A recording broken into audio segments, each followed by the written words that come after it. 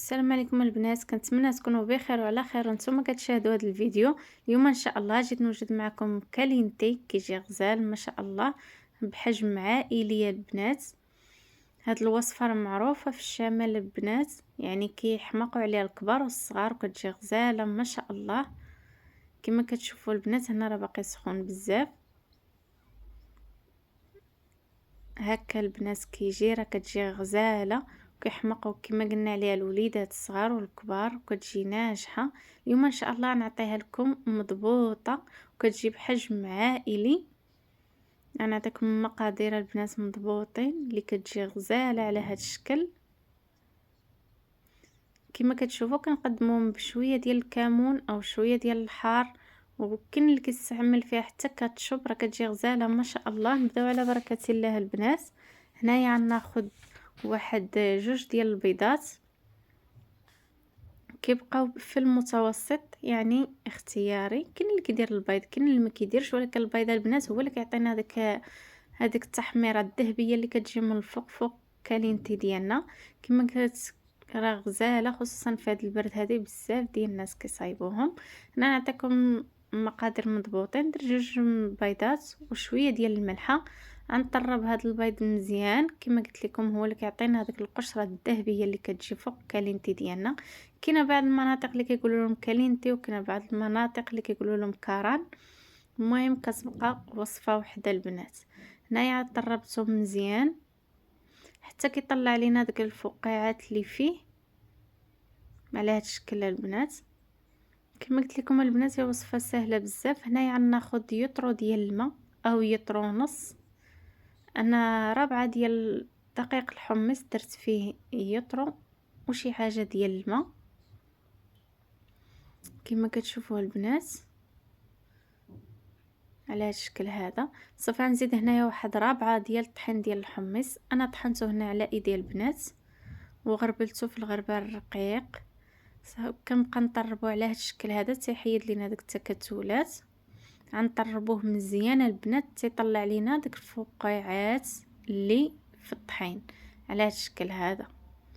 هنا البنات تقدروا ديروا في مونينيكس، يعني انا باش نشارك معكم الفكره، وطحنوا كلش مع بعضياته فكيكون اسهل وواجد. وبالنسبه للوصفه اذا استخدمتوها في الليل كتكون افضل، يعني قد ما استخدمتوها في الليل. يعني معروف اصحاب محلات كالينتي كيوجدوا الخليط كامل في الليل صافي وكيبقاو يطيبوا في الصباح. انا درت كاس ديال الزيت، ضفت ليه كاس ديال الزيت يعني ماشي كبير بزاف يعني متوسط، وبقيت كنطرب على هذا الشكل مزيان. حاولوا تطربوا حتى تطلع لكم هذيك الرغوه اللي كتكون الفوق.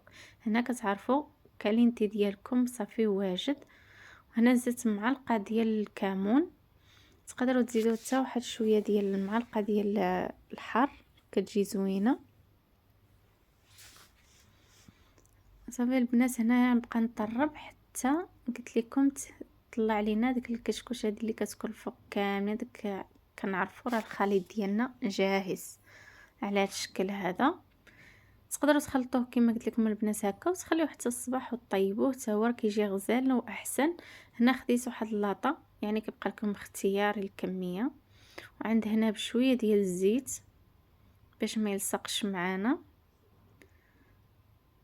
عند هنا كامله ماشي مشكله البنات، الزيت غير كتسرو في اللاطه ماشي مشكل. هنا من بعد البنات ما دهنتها كامله غناخذ الخليط ديالنا وغنخويه كامل على هذا الشكل. البنات هنا خا يبان لكم جري ما تخافوش منه، هو كيكون على هذا الشكل هذا. هنا كبيتو كامل كما كتشوفوا على هذا الشكل. غنخشي واحد ساعه ديال المكانه ونرجع معكم. ها هو كالينتي ديالنا البنات من بعد ما وجد باقي سخون ما شاء الله غزال، والريحه ديالو راه زوينه ما شاء الله.